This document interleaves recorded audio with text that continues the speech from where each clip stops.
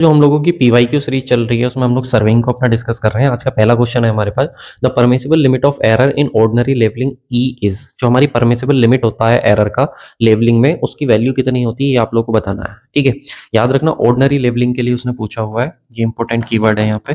ठीक है, अच्छा क्वेश्चन है, बहुत बार एग्जाम में आप लोग को देखने को मिलेगा और जनरली आप लोग इसको थ्योरी में भी कवर नहीं करते हो। तो देखो ये जो क्वेश्चन है हमारा वो रिलेटेड है क्लोजिंग एरर से। किससे रिलेटेड है? क्लोजिंग एरर से। अब आप कहोगे सर लेवलिंग में तो हमने क्लोजिंग एरर नहीं पढ़ा, लेवलिंग हमने तो क्लोजिंग एरर जो पढ़ा वो ट्रैवर्सिंग में पढ़ा।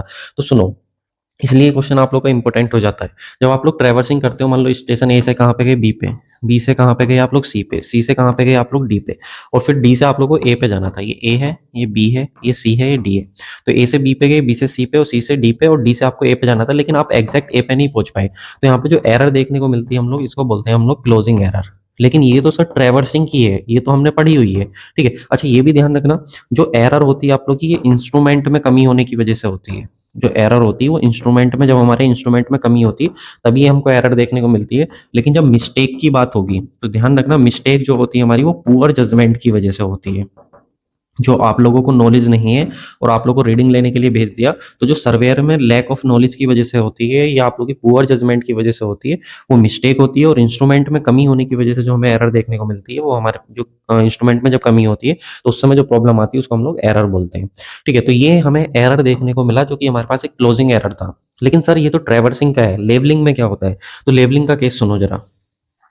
लेवलिंग का केस सुनने से पहले आप लोग सबसे पहले ये समझो लेवलिंग होता क्या है। तो मैंने आप लोगों को पहले भी बताया कि आप लोग का एक नोन पॉइंट है, इसकी हाइट हमको पता है, इसके रेस्पेक्ट में किसी दूसरे पॉइंट की हाइट पता करना, डेप्थ पता करना कि वो कहाँ पर है, वो हमारा क्या आता है? लेवलिंग। ए पॉइंट कहाँ पे है, बी पॉइंट फिर नीचे है, सी पॉइंट ऊपर है, फिर डी पॉइंट नीचे है। तो कोई भी पॉइंट जो है एक फिक्स पॉइंट के रेस्पेक्ट में ऊपर लाई कर रहा है, नीचे लाई कर रहा है, इसको हम लोग अपना लेवलिंग बोलते हैं। ठीक है, अब सुनो, जब हम लोग लेवलिंग करते हैं, मान लो स्टेशन ए है, बी है, सी है, डी है, ई है और एफ है। ठीक है, इस तरीके से आप लोग लेवलिंग करते गए। ए के रेस्पेक्ट में ए का बेंचमार्क हमको पता था। ठीक है, ये कितनी हाइट पे है हमारा, ये हमको मालूम था मीन सी लेवल से। हमने बी को पता करा, ऊपर था, सी को पता करा, फिर डी को पता करा, फिर ई को पता करा, फिर एफ को पता करा, फिर हम ए पे गए। तो जब हमने यहाँ का बेंचमार्क, अगर हमारे पास 100 मीटर था सपोज, ठीक है, जो हमारा, सॉरी गाइज, जो हमारा मीन सी लेवल से बेंचमार्क था वो हमारा कितना था? 100 मीटर था। तो ये हमको पता। लेकिन जब हम लेवलिंग करते जा रहे हैं तो वापस जब हम एफ से ए पे जाएंगे तो रीडिंग हमें 100 मीटर मिलनी चाहिए, लेकिन हमें रीडिंग 100 मीटर नहीं मिली, हमें रीडिंग मिली 101.2 मीटर। अगर ये रीडिंग हमको मिली तो इन दोनों के बीच का जो डिफरेंस होगा, इन दोनों के बीच का जो डिफरेंस होगा उसको हम लोग बोलते हैं लेवलिंग एरर। ध्यान रखिएगा भाई, उसको हम लोग क्या बोलते हैं? अपना लेवलिंग एरर। अब ये लेवलिंग एरर अगर हम देखें तो 10.2 माइनस के 100 तो कितना आएगा? 1.2 मीटर का आएगा। तो ये जो हमारे पास आया इसको हम लोग बोलेंगे लेवलिंग एरर। अब ये जो लेवलिंग एरर आया हमारे, अगर ये हमारा परमिसिबल लिमिट से कम है, ध्यान रखिएगा, अगर ये जो लेवलिंग एरर आया अगर ये हमारा परमिसिबल लिमिट से कम है तब तो हमारा ठीक है। और अगर परमिसिबल लिमिट से ज्यादा है तो फिर हमें सर्वे दोबारा करना पड़ेगा, ये सर्वे करा है हमने वो गलत करा है। तो सर ये परमिसिबल लिमिट हम निकाले कहाँ से? तो यही परमिसिबल लिमिट से रिलेटेड हमारा क्वेश्चन है। यहाँ पे इन्होंने बोला है कि आप लोग जो कर रहे हो वो ऑर्डिनरी लेवलिंग कर रहे हो, तो ऑर्डिनरी लेवलिंग के लिए आप लोग बताओ कि जो परमिसिबल लिमिट होती है एरर की वो कितनी होती है, इस ई की वैल्यू आप लोग को बतानी है। आई होप आपको क्वेश्चन अभी समझ में आ गया होगा कि क्वेश्चन में क्या पूछा है। अगर नहीं समझ आया तो एक बार फिर से वीडियो को देखना, क्योंकि अच्छा क्वेश्चन है, तभी आप लोग को जो है समझ आएगा। ठीक, तो देखो जो हमारे पास क्लोजिंग एरर होता है, ये in levelling the accuracy of the work is determined by closing error. जो हमारे पास लेवलिंग में अगर हम लोग बात करें तो ये जो हमारा क्लोजिंग एरर है ये हमको हेल्प करता है एक्यूरेसी डिटरमाइन करने के लिए हमारा लेवलिंग वर्क की। तो मैंने यहाँ पे दो केस बताए। अगर हमारी एरर जो है वो इस क्लोजिंग एरर से, या फिर हम लोग बोलेंगे अपना परमिसिबल, जो हमारे पास परमिसिबल एरर अगर मैं इसको बोलूं तब भी कोई दिक्कत नहीं है, कि जो हमारा ये एरर है ई कौन सा एरर है? क्लोजिंग एरर जो हमने निकाला है, जो हमारा आया है, अगर ये परमिसिबल लिमिट से कम है तो हमारा सर्वे एक्सेप्टेड होगा। लेकिन यही एरर जो हम निकाल रहे हैं अगर वो हमारा परमिसिबल लिमिट से, ये एरर जो है ये परमिसिबल लिमिट है जो हम लोग फाइंड कर रहे हैं, ठीक है, तो अगर ये हमारा इससे ज्यादा आता है तो हम लोग क्या कर देंगे? रिजेक्ट। ठीक है, अगर कंफ्यूजन हो रहा है तो ध्यान रखना, इसको आप लोग अपना परमिसिबल एरर भी लिख सकते हो। ठीक है, इसको भी आप लोग अपना परमिसिबल एरर भी लिख सकते हो कि जो हमने एरर फाइंड करा अगर वो परमिसिबल लिमिट से कम है तो हम सर्वे को एक्सेप्ट कर लेंगे, और अगर एरर हमारा ज्यादा आ रहा है परमिसिबल लिमिट से तो हम लोग अपना क्या करेंगे? रिजेक्ट करेंगे। ठीक है, अब ये परमिसिबल लिमिट होती कितनी है ध्यान रखना, ये भी हमारे जो है वो परमिसिबल लिमिट ही है, परमिसिबल एरर ही है। तो मैक्सिमम परमिसिबल एरर की जो वैल्यू होती है हमारे पास वो होती है हमारे पास plus minus E is equal to plus minus C under root D. अब सर यहाँ पे सी क्या है और डी क्या है? तो देखो डी जो है वो तो है हमारे पास डिस्टेंस इन किलोमीटर। जब आप सर्वे करने के लिए जाओगे तो पूरा यहाँ से अगर आपने यहाँ से सर्वे करा, ये 1 किलोमीटर था, ये 2 किलोमीटर था, ये 3 किलोमीटर था, ये फिर से 1 किलोमीटर था, ये आप लोग का 5 किलोमीटर था और ये आप लोग का 1 किलोमीटर था। तो ऐसे करके टोटल आप लोगों ने कितना पार्ट ट्रेवल करा? 1 2 3, 3 और 3 6, 6 और 1 7, 7 5 12, 12 और 1 13। तो टोटल आप लोग 13 किलोमीटर चले। तो ये कैपिटल डी की वैल्यू हो जाएगी आप लोग के पास। ठीक है, तो कैपिटल डी क्या होगा वो मैंने आप लोगों को बता दिया। अब ये सी क्या है? तो सी होता है कांस्टेंट, जो किसके ऊपर डिपेंड करता है? नेचर ऑफ द वर्क, कि जहां पर आप लोग सर्वे कर रहे हो, जहां पर आप लोग लेवलिंग कर रहे हो, वहां का नेचर क्या है। क्योंकि अभी यहाँ पे अगर आप देखोगे तो यहाँ पे इन्होंने बोला है कि हम लोग ऑर्डिनरी लेवलिंग कर रहे हैं। अगर सर हम लोग ऑर्डिनरी लेवलिंग कर रहे हैं तो और कौन कौन सी लेवलिंग होती है? तो यहाँ पे सुनो हम लोग कि जो हमारा जो है, जो टेरेन है जहाँ पे हम लोग सर्वे कर रहे हैं, या तो वो रफ हो सकता है, या वो ऑर्डिनरी कंसिडर करा जाएगा, या वो एक्यूरेट कंसिडर करा जाएगा, या फिर वो प्रिसाइज कंसिडर करा जाएगा। जो लेवलिंग है हमारी, जहाँ पे इन्होंने ऑर्डिनरी लेवलिंग बोला, यहाँ पे अगली बार वो आप लोगों से रफ लेवलिंग बोल सकता है, ऑर्डिनरी लेवलिंग बोला हुआ है, एक्यूरेट लेवलिंग बोल सकता है, या फिर प्रिसाइज लेवलिंग बोल सकता है। तो अलग अलग टाइप की लेवलिंग के लिए यहाँ पे वैल्यू चेंज हो जाती है। जैसे ऑर्डिनरी के लिए यहाँ पे कितनी वैल्यू हो जाएगी? तो यहाँ पे एरर में निकालूंगा plus minus C under root D. तो उसने ऑर्डिनरी बोला तो ऑर्डिनरी के लिए वैल्यू हो जाएगी मेरे पास plus minus 0.025 under root D. तो ये वैल्यू हो जाएगी मेरी परमिसिबल लिमिट एरर की। ठीक है, तो यहाँ पे करेक्ट आंसर हो जाएगा ऑप्शन नंबर बी।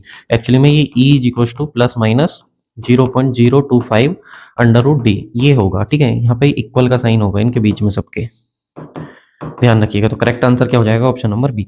बहुत अच्छा क्वेश्चन है। अगर एक्यूरेट लेबलिंग बोलेगा तो वैल्यू 0.012 हो जाएगी, प्रिसाइज लेबलिंग बोलेगा तो 0.06 हो जाएगी, और रफ बोलेगा तो 0.100 हो जाएगी।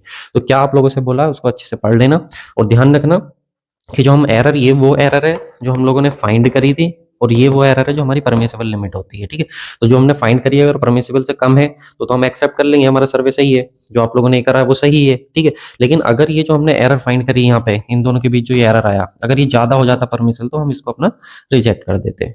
ठीक, नेक्स्ट क्वेश्चन आता है हमारे पास 82। ये हमको बोल रहा है dash is commonly use for measuring the offset. इनमें से हम किसका यूज करते हैं अपना ऑफसेट के मेजरमेंट के लिए? तो सबसे पहले तो हमको ऑफसेट पता होना चाहिए। अगर सपोज हमारे पास ये सर्वे लाइन है ए बी, ठीक है, तो इससे अगर सर्वे लाइन से कोई परपेंडिकुलर डिस्टेंस पे मान लो कोई हमारे पास ट्री था, अब इसको हमको ड्राइंग पे लोकेट करना था, तो सर्वे लाइन से परपेंडिकुलर डिस्टेंस पे जो हमारे पास ऑब्जेक्ट को लोकेट करने के लिए हम लोग यूज करते हैं वो हमारे पास होता है ऑफसेट। उसको हम लोग अपना ऑफसेट बोलते हैं।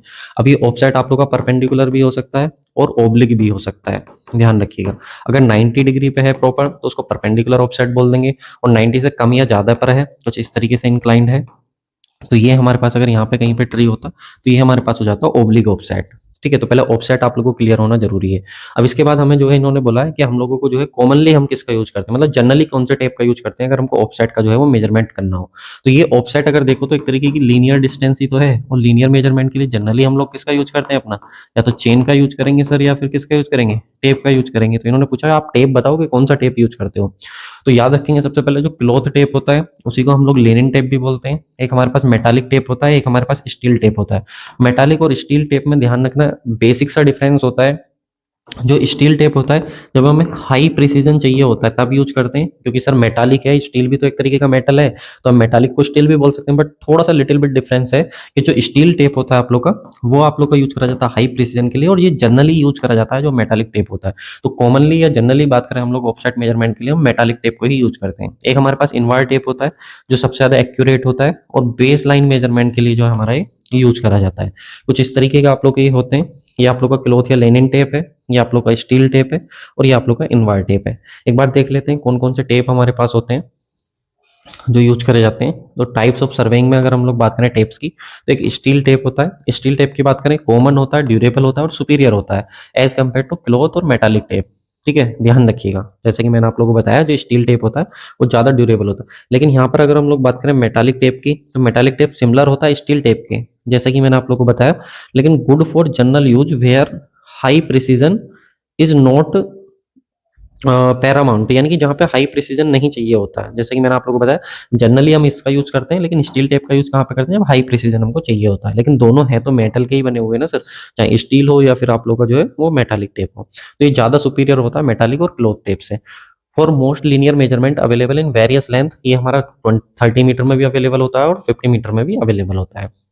वैसे इनवार टेप अगेन इंपॉर्टेंट है, आप लोगों से बहुत ज़्यादा पूछा जाएगा कि एक एलॉय होता है जिसमें आप लोगों का निकल, ये परसेंटेज भी पूछा हुआ है, निकल 36% होता है और स्टील इसमें कितना होता है 64% होता है, with extremely low thermal expansion. अब ऐसा नहीं है कि बहुत ज़्यादा टेम्परेचर है एम्बियंट का, बाहर के एटमोसफेयर का, तो उसकी वजह से एक्सपेंड हो जाएगा। इसलिए हाई प्रिसीजन वैल्यू के लिए या बेस लाइन मेजरमेंट के लिए भी हम लोग अपना इसको यूज करते हैं। ये क्वेश्चन भी आप लोग का पूछा हुआ है, ठीक है, ये सारे क्वेश्चन एग्जाम में बने हुए हैं। अगला आता है फाइबर ग्लास टेप।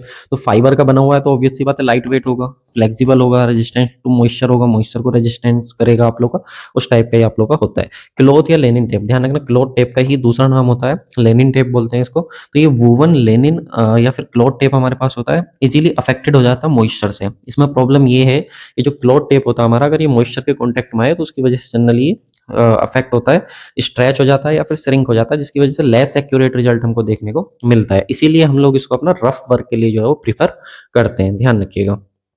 तो मैंने आपको बताया कि लेनिन टेप आप लोग का कौन सा होता है, क्लॉथ टेप होता है, ठीक। तो यहाँ पे देखो लिखा हुआ है metallic tape, it is a linen tape with brass, generally metal का बना होता है, कॉपर वायर वोवन होती है इसमें, यानी कॉपर वायर से बुना हुआ होता है, into its longitudinal to reduce the stretching, जिसकी वजह से इसकी स्ट्रेचिंग जो है वो कम हो जाती है। किस किस लेंथ में अवेलेबल होता है, 20 से 30 मीटर में आप लोग का अवेलेबल होता है, ध्यान रखना। जो मेटालिक टेप होता है आप लोग का 20 मीटर में और 30 मीटर में आप लोग का अवेलेबल होता है, ये पॉइंट भी आप लोग ध्यान रखिएगा। एक्यूरेट होता है, ये तो मैंने आपको बता ही दिया, ठीक है। ये आप लोग का इतना ज़्यादा नहीं होता है, हाई प्रिसीजन के लिए यूज नहीं करते जितना हमारा जो है वो स्टील टेप होता है, लेकिन होते दोनों मेटल के हैं। चलो नेक्स्ट क्वेश्चन है, इंपॉर्टेंट क्वेश्चन है, इस क्वेश्चन का आंसर करेंगे। The distance in pacing can be obtained by dash number of paces with the average length. अच्छा क्वेश्चन है, क्या क्वेश्चन बोला कि हम लोग जो है वो डिस्टेंस को कैलकुलेट कर रहे हैं पेसिंग से। देखो जनरली हम लोग क्या होता है, बचपन में आप लोगों ने देखा होगा कि हमें कुछ डिस्टेंस को नापना होता था, तो या तो हम इस तरीके से नापते थे कि भाई ये कितना हो गया, फिर ये कितना हो गया, ऐसे करके बोलते थे ना, या फिर पेसिंग एक तरीका होता था, तो हम कदम से नापते थे कि एक कदम में इतनी डिस्टेंस आ रही है हमारे पास, तो जितने नंबर ऑफ कदम चलेंगे हम लोग उतना हमारी डिस्टेंस हो जाएगी। तो ये उसी से रिलेटेड है। पेसिंग मतलब होता है कि जब आप लोग ए पॉइंट से चलना शुरू करें तो एक कदम बाई कदम आप चलते गए, ठीक है। तो एक कदम में आप लोगों ने कितनी डिस्टेंस चली, वो आप लोग के पास जो है वो पेसिंग से एक्चुअली में होता है, कि हम लोग उसको पेसिंग मेथड बोलते हैं डिस्टेंस को कैलकुलेट करने का। तो इसमें हमसे बोल रहा है कि distance in pacing can be obtained, जो पेसिंग है इसमें हम लोग डिस्टेंस को ऑब्टेन करते हैं कैसे, नंबर ऑफ पेसेस, जितने नंबर ऑफ पेसेस हैं उसकी हम लोग क्या उसके साथ रिलेशन होता है एवरेज लेंथ का, नंबर ऑफ पेसेस का क्या रिलेशन होता है, तो उसमें हम लोग ऐड करते हैं, डिवाइड करते हैं, सब्सट्रैक्ट करते हैं, मल्टीप्लाई करते हैं। तो अब देखो बहुत सिंपल सी बात है, यहाँ पे देख लो आपके कितने पेसेस हुए, 1 2 3 4 5 6, 6 पेसेस चले आप, तो 6 पेसेस चले। अब मान लो एक पेसेस में आप कोई भी डिस्टेंस चल रहे थे, सपोज आप चल रहे थे 20 सेंटीमीटर, कितना चल रहे थे 20 सेंटीमीटर, तो 20 सेंटीमीटर, तो यहाँ से जो आप लोग की डिस्टेंस आ जाएगी, distance by pacing, distance by pacing कितना हो जाएगा सर, 6 और 2 जा 120 आ जाएगा, तो ये हमारे पास आ जाएगा 6 दूनी 12 120 सेंटीमीटर। इसका मतलब ये यहाँ से यहाँ तक की जो डिस्टेंस हम लोग चले हैं वो कितना चले हैं, 120 सेंटीमीटर चले हैं, समझ गए। तो ये कितना डिस्टेंस हम लोग एक पेस में चल रहे हैं, अगर हम उसकी मल्टीप्लाई करा दें अपना टोटल एक पेस की डिस्टेंस से, ये हमारे पास नंबर ऑफ पेसेस हो जाएंगे कि कितने नंबर ऑफ पेसेस चले और एक पेस में कितनी लेंथ हम लोग कवर कर रहे हैं, अगर मल्टीप्लाई करा देंगे तो टोटल डिस्टेंस आ जाएगी हमारे पास निकल। तो क्या रिलेशन होता है मल्टीप्लाई का, देखो मैंने यहाँ पे लिख के भी दिया, डिस्टेंस इन पेसिंग हम लोग जो कैलकुलेट करते हैं वो नंबर ऑफ पेसिंग मल्टीप्लाई करा देते हैं हम लोग length of in one pace, यानी कि एक पेस में हमने कितना लेंथ को कवर करा उसकी मल्टीप्लाई करा देंगे जितने नंबर ऑफ पेसेस हैं। अब एक और क्वेश्चन बनता है कि सर ये नंबर ऑफ पेसेस कैसे हम लोग काउंट करेंगे, या तो आप मैनुअली काउंट कर लो 1 2 3 4 5 ऐसे करके, या फिर एक हमारे पास जो है एक डिवाइस होती जिसको बोलते हैं पेसोमीटर। क्या बोलते हैं, पेसोमीटर। ये पेसोमीटर वो डिवाइस है हमारे पास जो हमें काउंट करके देती है कि आप कितने नंबर ऑफ पेसेस चले हो, ठीक है। ऑटोमेटिक डिवाइस आप लोग की होती है। तो यहाँ पे देख सकते हो पेसिंग से हम लोग कैसे कैलकुलेट करते हैं, ये सारी चीजें मैंने आप लोग को जो है वो बता दी। चलो नेक्स्ट क्वेश्चन आया है, नेक्स्ट क्वेश्चन बताओ, what is the purpose of a passometer in surveying. जो आपके पास पेसोमीटर होता है इसका क्या पर्पज होता है, तो अभी अभी मैंने आप लोगों को बताया जो हमारा पेसोमीटर होता है पेसिंग मेथड में यूज होता है, किस में यूज होता है, पेसिंग मेथड में। पेसिंग मेथड में किस लिए यूज होता है, तो to count the number of paces, कि कितने हमने नंबर ऑफ पेसेस चले, कितने कदम हमने चले उसको काउंट करने का काम आता है। तो काउंट पेसेस कह दो या फिर स्टेप्स कह दो, कि स्टेप्स को या पेसेस को काउंट करने का काम आता है। तो करेक्ट आंसर क्या हो जाएगा, count the number of steps automatically, automatically हमारा जो है स्टेप्स को काउंट कर लेता है। कई बार आप लोगों ने देखा होगा कि फ़ोन में होता है, जैसे आईफ़ोन में ये फीचर्स है कि आप लोग अगर आप चलते हो, तो वो आपके नंबर ऑफ स्टेप्स को काउंट कर लेता है कि कितने स्टेप्स आप लोग चले हो, ठीक है? तो उसके अंदर पेसोमीटर इनबिल्ट होता है, जो आप लोगों को काउंट करके बता देता है कि आज आप लोगों ने इतने स्टेप्स जो है वो आप चले हो, ठीक है? तो कुछ इस तरीके का आप लोग का होता है, एक आप लोग का पेसोमीटर होता है, एक आप लोग का पेडोमीटर होता है और एक आप लोग का पेसोमीटर होता है। अब सर ये पेडोमीटर क्या है? पेसोमीटर तो समझ में आ गया, चलो इसकी बात कर लेते हैं कि सर पेडोमीटर क्या है? तो पेडोमीटर क्या है? पेडोमीटर पेसोमीटर समझ में आई क्या? क्या काउंट करने वाला? नंबर ऑफ स्टेप को काउंट करने वाला है, ठीक है। लेकिन पेडोमीटर क्या है? पेडोमीटर हमको डायरेक्ट जो है वो डिस्टेंस को बताएगा, डायरेक्ट डिस्टेंस को बताएगा कि आप लोग जो है, वो पेसोमीटर ने बता दिया आप लोग को कि आप लोग 6 स्टेप चले और हमको पता है कि एक स्टेप में हम लोग जो है वो 20 सेंटीमीटर चल रहे हैं। तो पेडोमीटर क्या करेगा? डायरेक्टली कैलकुलेशन करके बता देगा कि पेसोमीटर ने बता दिया 6 स्टेप चले, तो पेडोमीटर डायरेक्ट बता देगा कि आप 120 सेंटीमीटर चले हो। यानी कि ये ऑटोमेटिक ही बता देता। आपके पास अगर किसी के पास आईफोन है तो ये फीचर्स बहुत अच्छे से आप लोगों ने यूज करा होगा कि कितने स्टेप आप लोग चले हो और उन स्टेप में कितनी आप लोगों ने डिस्टेंस कवर कर ली है, तो वो सब कैलकुलेट करके दे देता है। तो पेडोमीटर जो है हमें ये बता देता है कितनी डिस्टेंस चले हो और पेसोमीटर बताएगा कि हमारे पास जो है वो कितने नंबर ऑफ जो है आप लोगों ने स्टेप कवर करे हैं। अगला क्वेश्चन है, again very very important question है। इसमें हमको क्या बोल रहा है? Obligatory points through which alignment should not pass. जो ओब्लिगेटरी पॉइंट्स हैं हमारे पास, वहां से हमारा अलाइनमेंट पास नहीं कर रहा। इसका मतलब क्या है सर? पहले तो हमें यही पता होना चाहिए कि ओब्लिगेटरी पॉइंट्स कौन से होते हैं। फिर दूसरा, यहाँ पे इन्होंने बोला पास नहीं कर रहा है, अगर पास करेगा तो क्या होगा? तो पहले हम ओब्लिगेटरी पॉइंट देखेंगे, लेकिन उससे पहले देखो जरा, यहाँ पे दो कंडीशन हमारे पास बनती हैं। जब ये जो ओब्लिगेटरी पॉइंट्स हैं, अगर इनसे हमारा अलाइनमेंट पास करे, और दूसरी कंडीशन बनती है जब हमारा अलाइनमेंट इनसे पास ना करे। तो ध्यान रखिएगा, जो ऑब्लिगेटरी पॉइंट्स होते हैं वो पॉइंट्स होते हैं, अगर मान लो यहाँ से ए से नहीं, मैं यहाँ पे क्रॉस बना रहा हूँ, इस क्रॉस से लेकर के इस क्रॉस तक हमको हाईवे बनाना था।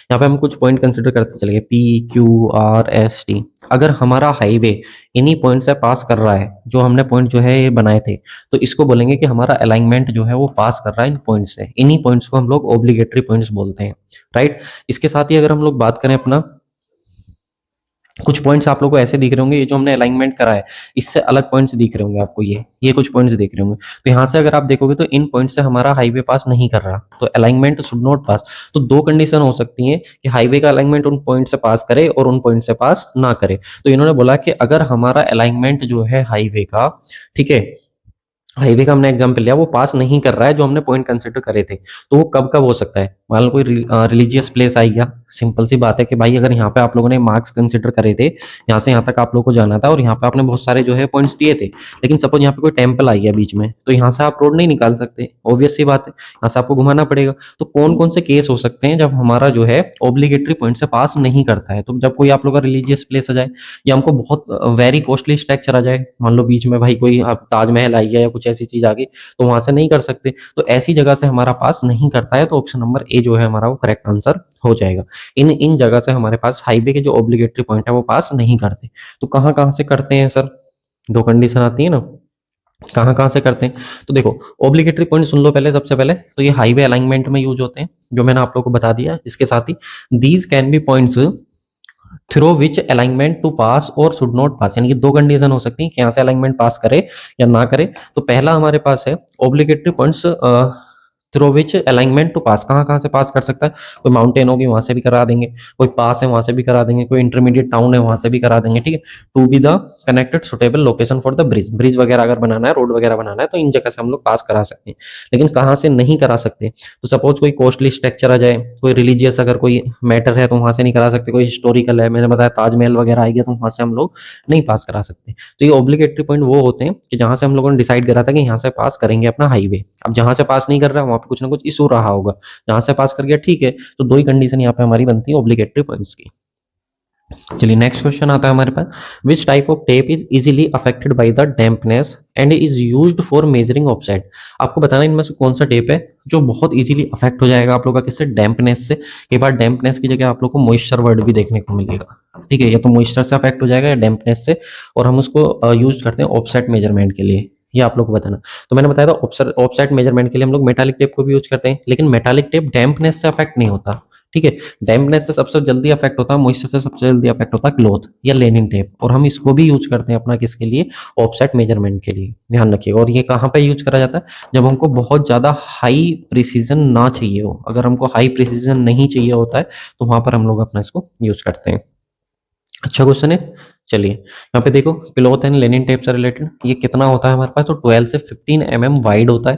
इसकी चौड़ाई की बात करें हम लोग, कंपैरेटिवली रफ होता है, ये भी ध्यान रखिएगा। इसके साथ ही हम लोग बात करें, हमारा अवेलेबल होता है ये 10 मीटर, 20 मीटर और 25 मीटर और 30 मीटर की लेंथ में अवेलेबल होता है। और फिट में बात करें हम लोग तो 33 फीट का, 50 फीट का, 66 फीट का और हमारे पास 100 फीट का ये अवेलेबल होता है, ठीक है। इसके साथ ही ये एक इंपॉर्टेंट पॉइंट है जो क्लॉथ टेप से रिलेटेड है, the end of the tape are provided with small brass ring. अगर आपने जो है क्लॉथ टेप देखा हो जनरली, तो उसके एंड पे जो होती है ना, एक ब्रास रिंग लगी होती है, एक ब्रास रिंग लगी होती है।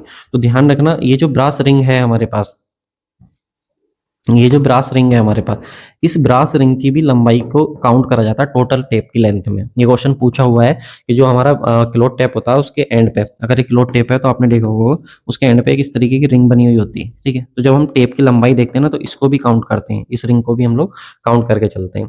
ध्यान रखना, a cloth tape is rarely use for making the accurate measurement. ये तो मैंने आपको बताया, एक्यूरेट मेजरमेंट के लिए हम लोग कम ही यूज करते हैं, क्योंकि यहाँ पे हमें जो है वो अच्छा प्रेसिजन नहीं मिल पाता है। क्यों? क्योंकि ये मॉइस्चर से या फिर डैम्पनेस से हमारा अफेक्ट हो जाता है इजीली, जिसकी वजह से ये श्रिंक हो सकता है, सिकुड़ सकता है आप लोग का, या फिर आप लोग का जो है ये स्ट्रेच भी हो सकता है। तो ये कुछ प्रॉब्लम्स होती हैं हमारी क्लोथ टेप की, जिसकी वजह से हम लोग अपना इसको ज़्यादा प्रीफर नहीं करते। बाकी भाई देखो, अगर आप लोग को कोई भी कोर्स एक्सेस करना है तो ये बहुत अच्छा समय आप लोग के लिए होने वाला है। 20% ऑफ चल रहा है, आप लोग को बस फोकस 20 जो है वो कूपन कोड अप्लाई करना है किसी भी कोर्स पर। लिमिटेड टाइम के लिए है, न्यू ईयर का ऑफर है। कभी हमने जो है इतना बड़ा ऑफर आप लोग को नहीं दिया हुआ। तो कोई सा भी कोर्स हो, चाहे वो थ्योरी कोर्स हो या फिर आप लोग का मास्टरमाइंड हो, या जो आप लोग अभी क्वेश्चंस कर रहे हो, अगर ऐसे आपको पीवाईक्यू करने, तो सुदर्शन बैच आप लोग जो है वो एक्सेस कर सकते हो। बाकी गुप्ता एंड गुप्ता बुक का भी कंप्लीट सॉल्यूशन आप लोग को दिया गया है। ये सारी चीजें आप लोग को जो है 20% ऑफ पे आप लोग को देखने को मिल जाएंगी। आप लोग को वीआईपी सिविल गुरु का एप्लीकेशन डाउनलोड कर लेना है। चलिए नेक्स्ट क्वेश्चन है, अच्छा क्वेश्चन है ये, मैं पहले भी बता चुका हूँ आप लोग को। In sexagesimal system one circumferential equal to, कि वन सर्कमफ्रेंशियल जो होता है वो किसके इक्वल होता है, ये आप लोग को बताना है। अब देखो, सेक्साजेसिमल में मैंने आप लोग को तीन चीजें बताई थी कि ये हमारे पास सिस्टम होता है जिसमें हम लोग एंगल को मेजर करते हैं।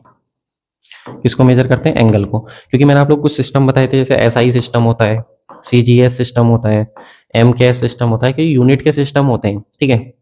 इसी तरीके से जब हम एंगल को मेजर करते हैं तो उसमें एक सेक्साजेसिमल सिस्टम होता है। इसमें हम लोग अपना जो एंगल को मेजर करते हैं वो डिग्री में, इसके बाद मिनट में, और साथ में हम लोग सेकंड में। ये हमारे पास यूनिट होती है सेक्साजेसिमल सिस्टम की। और हमें ये भी पता है, एक डिग्री में जो होता है हमारे पास वो 60 मिनट होता है, और हमारे पास एक मिनट में जो होता है हमारे पास वो 60 सेकंड होता है। अब सरकमफ्रेंशियल की बात कर रहा है तो सर्किल की ही हमें पता सरकमफ्रेंस होती है। तो एक सर्किल की सरकमफ्रेंस की बात करो तो पूरा जब आप घूमते हो तो कितना घूमते हो? 360 घूमते हो। तो करेक्ट आंसर क्या हो जाएगा? 360 जो करेक्ट आंसर हो जाएगा, 360 डिग्री। अब यहाँ पे अगली बार वो आप लोगों से पूछ सकता है मिनट में, या अगली बार पूछ सकता है सेकंड में, यही वैल्यू सेम। तो मिनट में पूछेगा तो 60 से और मल्टीप्लाई करा देंगे, सेकंड में पूछेगा तो 160 से और मल्टीप्लाई करा देंगे, तो हमारे पास सेकंड में आ जाएगा जो सर्कमफ्रेंशियल होगा आप लोग का, कि वन सर्कमफ्रेंशियल किसके इक्वल होगा। अभी वन सर्कमफ्रेंशियल पूछा है, टू सर्कमफ्रेंशियल भी पूछ सकता है। तो दो अगर पूछेगा तो एक कितना होता है? 360 का। दो कितना हो जाएगा? 720 का। देखो सेम तो मुश्किल ही है, पर यहाँ से कुछ ऐसा क्वेश्चन वो फ्रेम कर सकता है, ठीक। तो ये मैं आप लोग को जो है वो बता दिया कि आप लोग का किस किस में हम लोग मेजर करते हैं। चलो नेक्स्ट क्वेश्चन है हमारे पास, इस क्वेश्चन का आंसर बताओ। Dash has division which are slightly longer than the those of main scale and in which n division of the vernier scale equal to n plus 1 division of the main scale। यानी कि इसमें बोल रहा है हमारे पास जो n division of vernier scale है वो n plus 1 division of main scale के इक्वल है। तो वो कौन सा इनमें से होता है ये आप लोग को बता दो। तो मैंने आप लोग को बताया था कि हमारे पास दो तरीके की स्केल होती है, एक मेन स्केल होती है सर, और एक हमारे पास वर्नियर स्केल होती है, ठीक है। अब मेन स्केल का जो फ्रैक्शनल वाला पार्ट होता है, जो मेन स्केल जिसको पूरा पूरा रीड नहीं कर सकती, तो मेन स्केल के फ्रैक्शनल वाले पार्ट को रीड करने के लिए हम लोग किसका यूज करते हैं? वर्नियर स्केल का। तो ये होगी वर्नियर स्केल की डेफिनेशन। इसके बाद सर वर्नियर स्केल कितने तरीके की होती है? तो एक हमारे पास डायरेक्ट वर्नियर होता है, एक हमारे पास जो है वो रेट्रोग्रेड होता है, रेट्रोग्रेड होता है, ठीक है, रेट्रोग्रेड होता है, और एक हमारे पास एक्सटेंडेड होता है, एक्सटेंडेड वर्नियर होता है। तीन तरीके के हमारे पास वर्नियर होते हैं। तो वी जो है वो वर्नियर स्केल के डिवीजन होते हैं, और एस जो है वो सॉरी वी जो है वो वर्नियर स्केल का जो है वो रीडिंग होती है, और एस जो होती है वो मेन स्केल की काउंट होती है, रीडिंग होती है, ठीक है। तो डायरेक्ट वर्नियर के केस में क्या होता है, n division of vernier scale N minus one division of main scale के इक्वल होता है, ये हो गया डायरेक्ट वर्नियर का। रेट्रोग्रेड के केस में क्या होता है, n division of vernier scale N plus one division of main scale के इक्वल होता है। और एक्सटेंडेड में क्या होता है, n division of vernier scale होता है two n times, two n minus one times of s s, यानी कि मेन डिवीजन के स्केल, यानी कि N division of vernier scale two n minus one division of main scale जो होता है वो इक्वल होता है एक्सटेंडेड वर्नियर के। तो यहाँ पे उसने हमसे ये वाली कंडीशन पूछी थी कि N division of vernier scale equal है N plus one division of main scale के, तो वो किस केस में होगा हमारा, वो होगा रेट्रोग्रेड वर्नियर के केस में। तो करेक्ट आंसर हो जाएगा ऑप्शन नंबर डी, ठीक।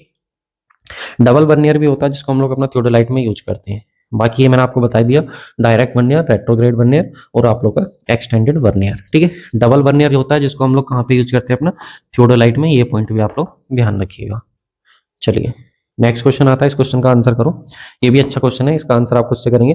The types of vernier in which the vernier dimensions are marked in the opposite direction of the main scale. वो कौन से टाइप का वर्नियर होता है जिसमें हमारे पास जो डिवीजन होती है वो अपोजिट डायरेक्शन में होती है मेन स्केल के। इसका करेक्ट आंसर आप लोग को जो है वो बताना है। इसका करेक्ट आंसर क्या होगा, वर्नियर स्केल होगा, या फिर आप लोग का फॉरवर्ड वर्नियर होगा, या फिर आप लोग का बैकवर्ड वर्नियर होगा, या फिर नन ऑफ दीज।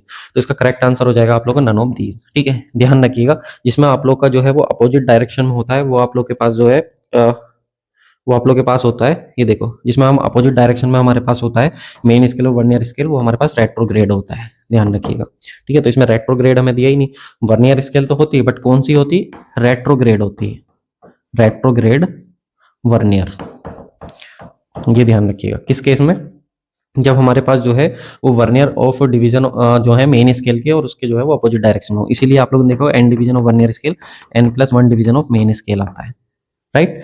चलिए अब डिटेल में बहुत ज्यादा जाएंगे तो फिर आपको पता ही है कि बहुत लेंथी हो जाएगा, बट यहाँ से जितना आप लोग के लिए सफिशिएंट है उतना मैं आप लोग के लिए बता दे रहा हूँ, ठीक।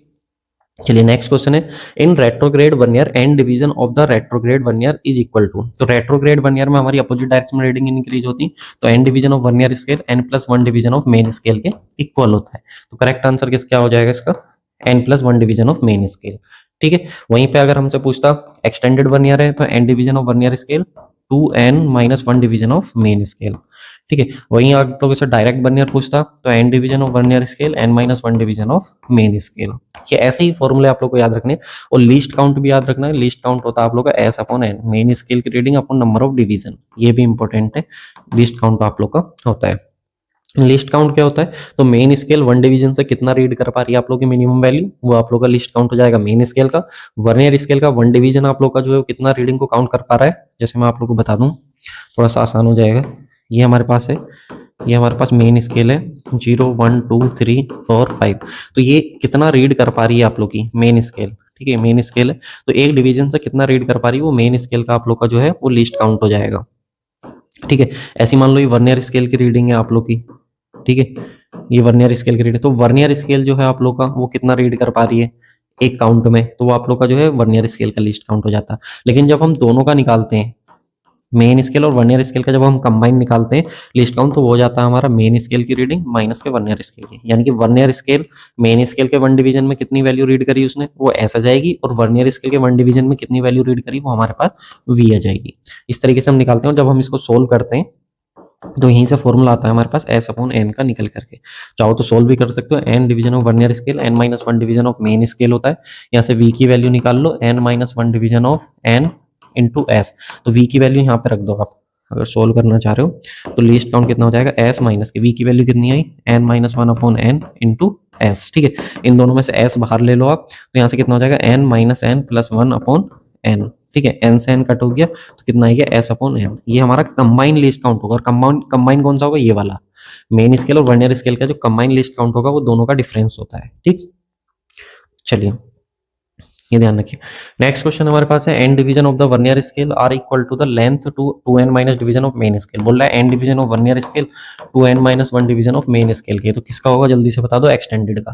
करेक्ट आंसर हो जाएगा ऑप्शन नंबर डी, ठीक है, तो इतने क्वेश्चंस रखते हैं। अगर वीडियो आप लोग को अच्छी लगी हो तो प्लीज लाइक जरूर कीजिएगा। बाकी आप लोग को इसमें अभी इसी के क्वेश्चंस जो है, जो हमारा एक्यूरेसी एंड एरर चल रहा है लीनियर मेजरमेंट में, इसी के आप लोग को 2 क्लासेस और देखने को मिलेंगी, जिसमें बहुत इंपॉर्टेंट क्वेश्चन आप लोग को कराने वाला हूँ। जो श्रंक स्केल का क्वेश्चन होता है, जो बहुत आप लोगों से पूछा जाता है, अगले लेक्चर में वही क्वेश्चन आप लोग को लेकर के आऊंगा और सारे डाउट्स उसके आप लोग के क्लियर हो जाएंगे। देखो गाइस, जब तक आप क्वेश्चन प्रैक्टिस नहीं करोगे तब तक सिलेक्शन नहीं होने वाला, चाहे आप थ्योरी कितनी भी पढ़ लो। क्योंकि हम सबको पता है सर, एग्जाम में क्वेश्चन आते हैं तो क्वेश्चन की प्रैक्टिस होना बहुत ज्यादा जरूरी होता है। और किस टाइप के क्वेश्चन आ रहे हैं, लेटेस्ट क्वेश्चन क्या है, तो उन सारी कमियों को फुलफिल करता है हमारा सुदर्शन बैच, जो कि सुदर्शन बैच 2.0 हो गया है। 2.0 इसलिए हुआ है, अभी इसका नाम पहले वाला ही बैच है, बट इसमें मैं अभी यूथ की जो फिंगरप्रिंट बुक है उसका सॉल्यूशन मैं आप लोग को करा रहा हूँ। एग्जाम कोई भी हो, क्वेश्चंस हमारा रहने वाला है। इसमें आप लोग को सभी एग्जाम्स के पीवाईक्यू देखने को मिल जाएंगे। इसके साथ ही क्या क्या आप लोग को देखने को मिलेगा, तो देखो स्टेट ए जेई के पीवाईक्यू एक फोल्डर के अंदर, एसएससी जेई के पीवाईक्यू, साथ में आप लोग को आरआरबी जेई और जो सीनियर सेक्शन इंजीनियर होता है उसके PYQ, Gupta and Gupta book इसमें मिल जाएगी। साथ में हम लोग बात करें, आप लोग का जो सब्जेक्ट का रिवीजन है हमारा, वो चल रहा है क्वेश्चंस की हेल्प से, कि हम लोग क्वेश्चंस ऐसे उठा रहे हैं जिससे पूरे सब्जेक्ट का रिवीजन हो जाए। तो उसकी अलग से क्लासेस चल रही है। ये सोचिएगा क्लासेस अभी ऐड हो रही है, रनिंग है, बैच आराम से चल रहा है। ठीक है, ईएससी के पीवाईक्यू मिल जाएंगे, गेट के पीवाईक्यू मिल जाएंगे, और जो हमारे पास मार्केट में जिन बुक की वैल्यू 3000 है, 3000 से भी ज्यादा है, 3000 से भी ज्यादा है, तो उनका आप लोग को जो है यहाँ पर फ्री पीडीएफ भी अवेलेबल हो जाएगा। 5 बुक मैंने यहाँ पे आप लोग को प्रोवाइड कराई हुई है। जैसे आप स्टेट एजेई के अंदर जाओगे तो फिर इस तरीके से आप लोग को सब्जेक्ट देखने को मिलेंगे। ठीक है, सब्जेक्ट वाइज है और साथ में चैप्टर वाइज है, क्योंकि सब्जेक्ट के अंदर भी जाओगे आप तो चैप्टर वाइज आप लोग को पीवाईक्यू देखने को मिलेंगे। अगर ये सब आप लोग को एक्सेस करना है तो बस आप लोग को वीआईपी सिविल गुरु का एप्लीकेशन डाउनलोड कर लेना है और वहां से सारी चीजें आप इजीली एक्सेस कर पाओगे।